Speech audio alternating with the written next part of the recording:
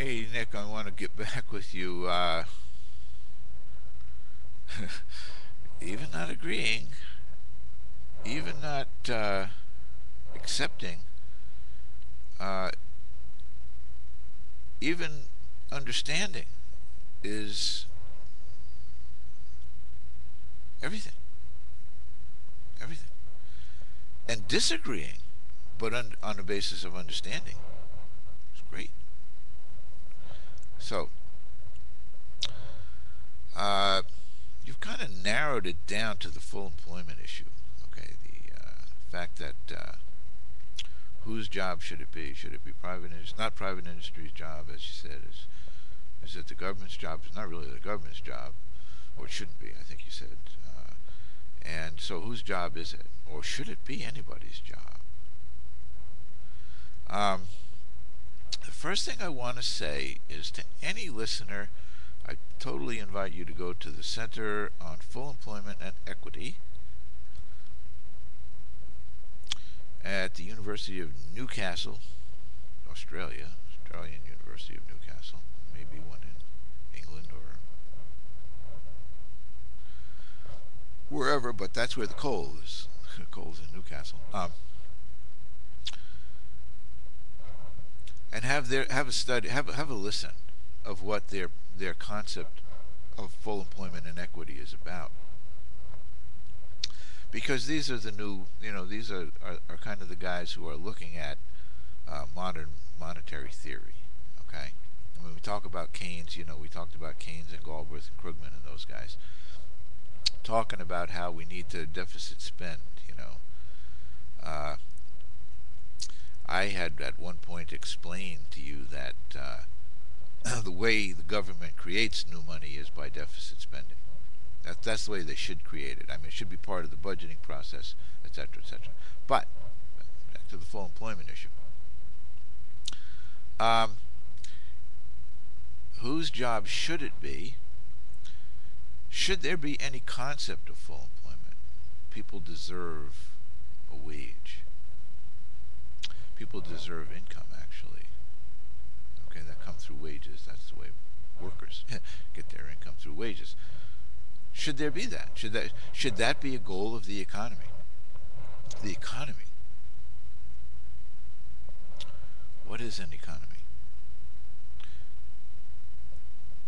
I'll be real happy if we can get greater understanding of what an economy is, so that when we're looking at the socioeconomic effects of the economy, the workings of the economy, we have a much better idea of where to point for cause, not blame, for cause of the things that go wrong. Now, in my opinion, the government never claimed the mantle of full employment. Okay, the government, I think, as much has been done. I like to think that it's after my dad went and testified before the Humphrey Committee on his Socioeconomic National Growth Act plan. My dad, okay, in the 1970s, that Humphrey Hawkins full employment bill was passed. But what did it say? It strengthened the language in the Federal Reserve Act that the job of the Federal Reserve is to use the monetary system and its monetary policies to promote full employment. And that's it. Who is the Federal Reserve? Cartel of private bankers. Has a sanction by the government. It's a sanctioned cartel, given its authority by the government to use the monetary system for what? Hopefully promoting the national economy. And its two mandates are pretty much full employment and price stability. So, if we say price stability and we use the consumer price index, we might say that they're doing a fairly decent job, because all of the inflation that's happened by the huge growth in the economy has been in the financial services side, the financialization of the economy. So they've been asset and instrument, financial instrument inflation. Okay? Why isn't there consumer price index inflation? Because the growth in the money supply has not gone to wages. Now, if you're the government, I know you're not, Nick, and I know you don't want to be the government. You're kind of a bore the government to somewhat more than I do. Okay, not that I don't, not that I don't, but I see the government as being the necessary tool of the people. That the people need to be able to use the government in order to achieve whatever it is they're going to achieve. um, so we have a system, we have an economic system, okay, that needs to have the people being productive, and in order to, and therefore producing and goods and services, and so that we can consume goods and services. But we have that economy with a monetary system that's supposed to be promoting full employment, but that monetary system has exploded in terms of the money supply. Trillions of dollars in the money supply have gone where? Have they gone to wages? No. They have not gone to wages since the 70s. So we have a huge increase in the money supply, which all money is in which all money is created as debt, and we have very little, no increase at all. As a matter of fact, no increase at all in the wages of the people, average wages of the people. So, you know, that income gap disparity that Senator Bernie Sanders likes to jump on about what minor percentage of the population, and then in fact even our friend Gary, you know, likes to jump on, you know, the fact that, you know, there's no wages and, you know, we need to do something about it.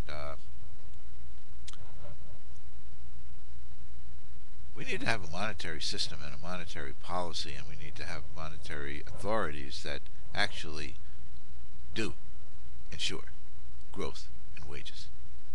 That the money supply actually goes to wages. Through wages, we increase our goods and services.